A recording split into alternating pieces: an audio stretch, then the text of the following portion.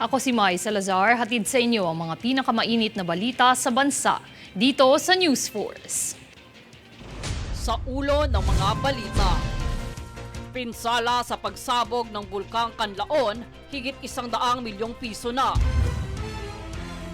Pagbabawal sa paggamit ng cellphone sa klase, inihain sa Senado. Higit 100,000 voting machines handa nang ihatid sa bansa. PBBM ipinag-utos na isama ang bagong Pilipinas Hymn at Pledge sa flag ceremony. Mga buntis bilang benepisyaryo ng 4Ps aprobado na. Senate President Cheese Escudero nilinaw na hindi minasama ang viral video na umano'y pagiging waiter kay First Lady Liza. Patas at pantay na balita, komprehensibong ulat para sa pulso ng masa. Ito ang News Force. Para sa unang balita, umabot na sa mahigit 104 na milyong pisong halaga ng pinsala sa agrikultura ang naitala matapos ang pag-alboroto ng Bulkang Kanlaon. Ito ay ayon sa datos ng National Disaster Risk Reduction and Management Council o NDRRMC. Mas nasa malaki at daan-daang ektarya ng produksyon ang itinuturing na wala ng tsansang maibalik pa kumpara sa bilang ng mga ektaryang maaari pang mabawi. Apektado rito ang produksyon ng mga magsasaka at mangingisda ng Region 6 at 7.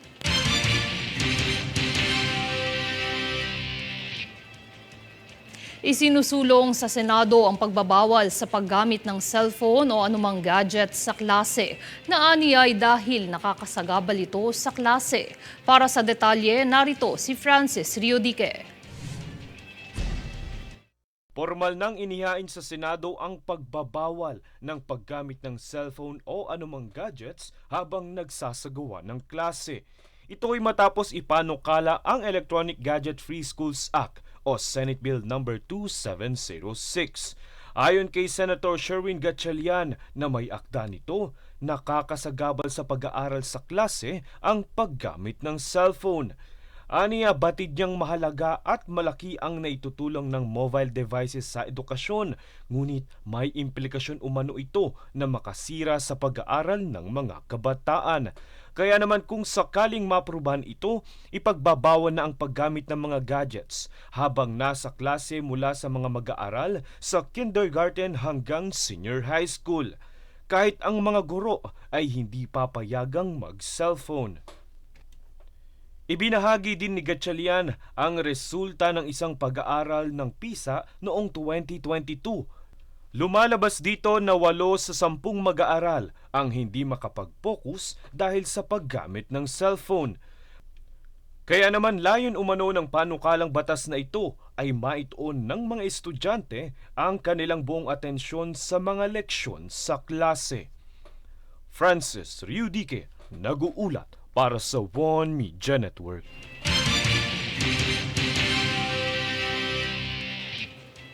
Matagumpay naman na inilunsad ng Philippine Statistics Authority o PSA ang Digital National ID na maaari nang ma-access ng publiko online.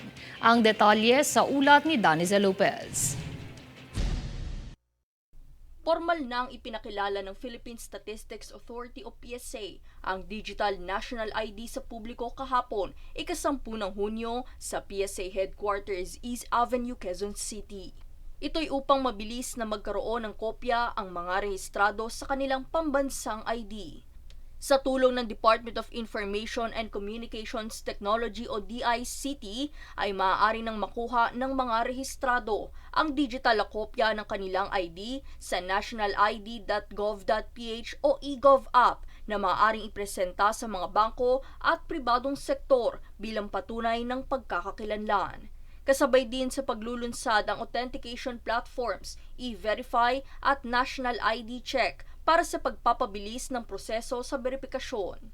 Ang paglulunsad na ito ay alinsunod sa isinusulong ni Pangulong Ferdinand Bongbong Marcos Jr. na digital transformation sa mga ahensya ng gobyerno upang mabilis na maihatid ang serbisyo sa publiko. Dinaluhan naman ang seremonya ng ilang mga opisyal na sina Special Assistant to the President Frederick Digo, National Economic and Development Authority Secretary Arsenio Balisacan, PSA Undersecretary Claire Dennis Mapa, OIC Deputy National Statistician Fred Solesta, DICT Secretary Ivan Jan Uy at Undersecretary David Almirol Jr. Sa kasalukuyan ay naitala ng PSA ang mahigit 8 milyong Pilipino na rehistrado sa National ID. Daniza Lopez nag-uulat para sa One Media Network.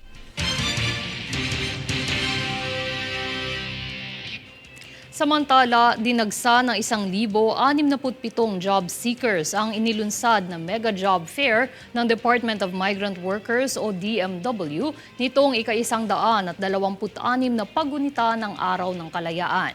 Sa tala ng DMW, layong makapagbigay ng 7,216 na job orders sa ibang bansa ang mga lehitimong land-based at sea-based recruitment agencies. Partikular na inaalok na trabaho sa mga ito ang housekeeping attendant, barista, beautician, tagaluto, fitters, auto mechanics, welders, waiters, civil engineers, staff nurses at iba pa. Ilan sa mga destinasyong bansa ng mga maswerteng job seekers ang Australia, Bahrain, Brunei, Croatia, Germany, Hungary, Japan, Kingdom of Saudi Arabia, New Zealand, Qatar, United Arab Emirates, Slovakia, Thailand at United States.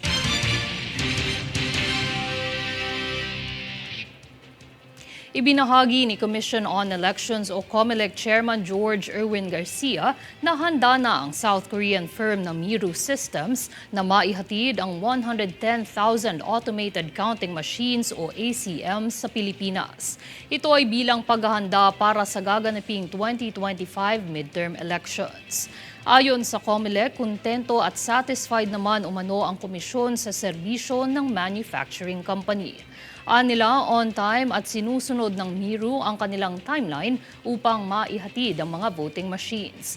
Bagay na naobserbahan rin ng COMELEC sa mahusay na paggawa ng mga makina.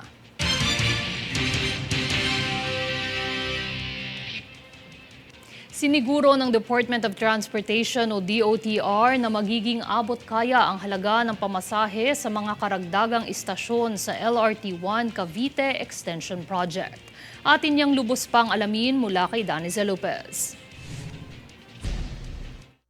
Ibinahagi ni Department of Transportation o DOTR Assistant Secretary for Railways, Georgette Aquino, na ang halaga ng pamasahe sa karagdagang 5 istasyon sa proyektong Light Rail Transit Line 1 o LRT1 Cavite Extension ay magiging kapareho lamang sa kasalukuyang fare matrix sa LRT1. Paliwanag ni Aquino sa pagbubukas ng mga bagong istasyon bago matapos ang taon ay pareho ang boarding fare at distance fare nito sa LRT1 at LRT2.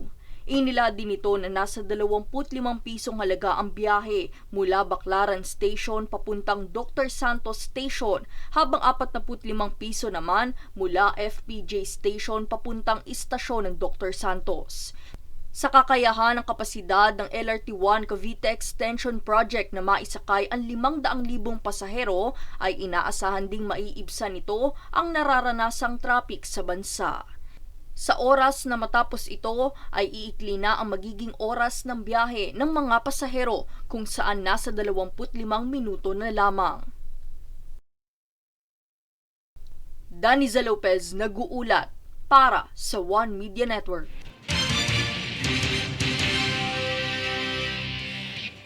Isang malungkot na balita, kinumpirma ng Department of Migrant Workers o DMW ang pagkamatay ng 3 overseas Filipino workers o OFWs sa naganap na sunog sa isang gusali sa Kuwait.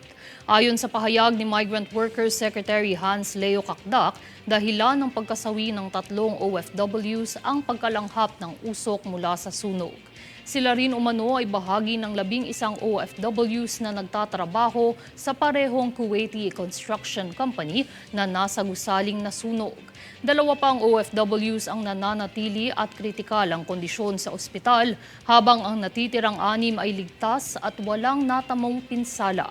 Sinisiguro naman ng ahensya na tutulungan ang mga pamilya ng mga naapektuhan ng sunog at hindi sila pababayaan sa kanilang mga pangangailangan.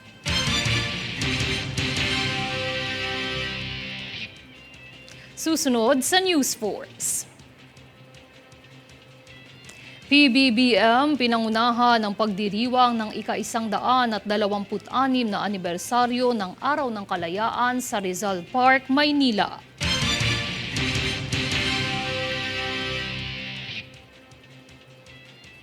Watawat ng Pilipinas itinaas sa unang pagkakataon sa WPS bilang pagdiriwang ng Araw ng Kalayaan.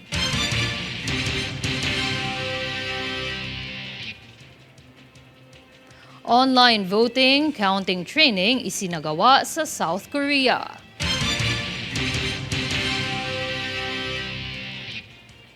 Manatiling nakatutok para sa higit pang mga balita sa pagbabalik ng News Force.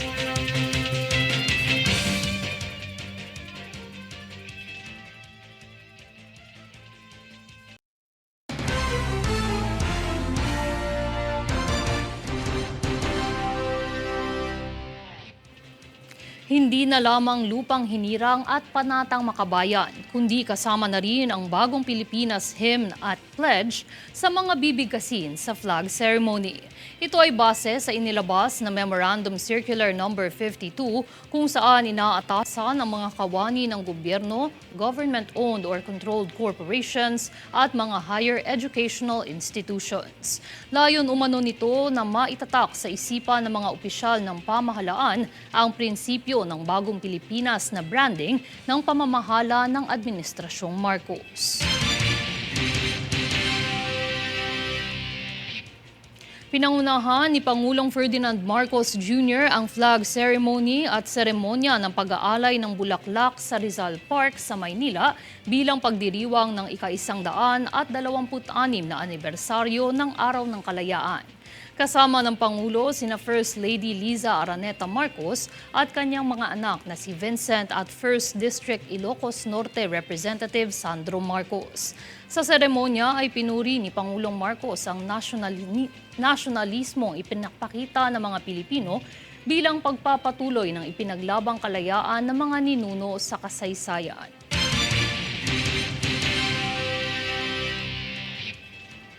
Isa pang balita, bilang pagdiriwang ng ika-126 na araw ng kalayaan ng bansa nitong Miyerkules ay isinagawa ng Philippine Coast Guard o PCG sakay ng BRP Teresa Magbanwa sa Sabina Shoal ang kauna-unahang ceremonial flag raising sa West Philippine Sea o WPS. Namataan ng PCG sa naganap na seremonya ang 8 Chinese vessel sa loob ng Sabina Shoal at 4 pa sa labas nito. Ayon kay PCG spokesperson Rear Admiral Armando Balilo, binabantayan umano ng Chinese vessels ang kaganapan. Isinaad din ni Balilo na nasa Sabina Shoal ang BRP Teresa Magbanwa upang panatilihin ang kaligtasan at seguridad sa naturang katubigan na bahagi ng Exclusive Economic Zone ng Pilipinas.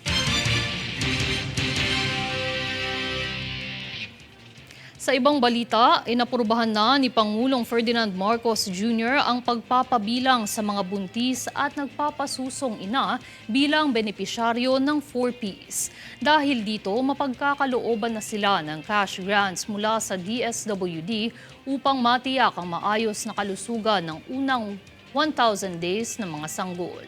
Tugon ito ng pamahalaan upang mas mapababa ang kaso ng malnutrisyon ng mga bata sa bansa.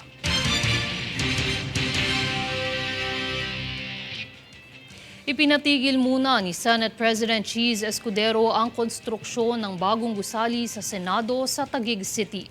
Ayon kay Escudero, ikinagulat niya ang 23 bilyong pondo sa gusali kaya naman kailangan muna itong rebyuhin. Paglilinaw naman ng senador, wala naman umanong irregularidad sa budget, ngunit nagulantang lamang siya sa laki ng gagastusin ng Senado para sa bagong magiging opisina nito.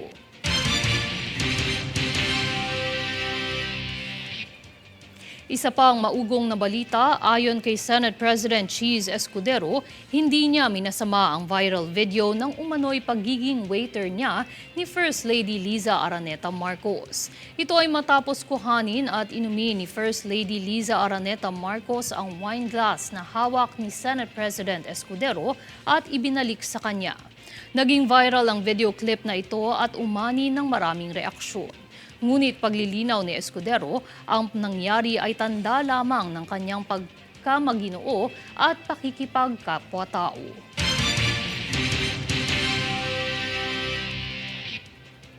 Pinag-aaralan ng Commission on Elections na gawing regulasyon na tanging nasa mga latest na mga larawan ng mga kandidato ang dapat na gamitin sa halalan. Kaya naman ayon kay COMELEC Chairman George Erwin Garcia, posibleng i-require ng ahensya na magpasa ang mga kandidato ng hanggang 10 bagong larawan na siyang gagamitin sa pangangampanya. Paliwanag ni Garcia, ito ay upang makatulong sa mga botante na maging pamilyar sa kanila ang mga kandidato.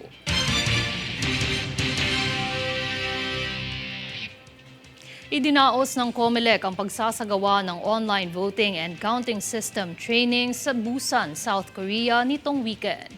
Pinangunahan ito ni COMELEC Chairman George Erwin Garcia kung saan muling ipinapanawagan sa mga Pinoy na nasa abroad na magparehistro at lumahok sa 2025 midterm elections. Sa panibagong sistemang internet voting, hindi na kakailanganin ng mga Pilipino sa ibang bansa na pumunta sa Philippine Post nito o ipadala ang kanilang mga balota. Sa tala, nakapagrehistro na ang COMELEC ng 1.2 milyong overseas Filipinos.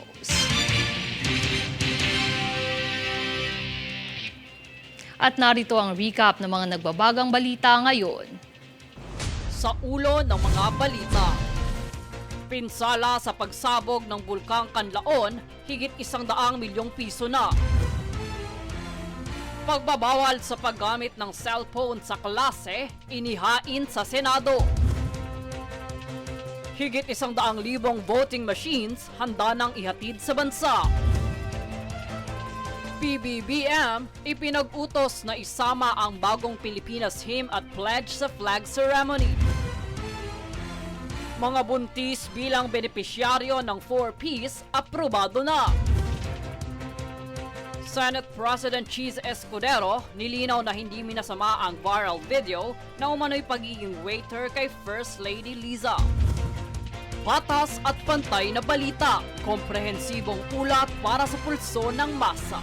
Ito ang News Force. At yan ang pinakamainit na mga balita ngayong araw. Manatiling nakatutok sa aming mga ulat at update sa aming Facebook page, facebook.com/OneMediaNetwork. May Salazar at ito ang News Force.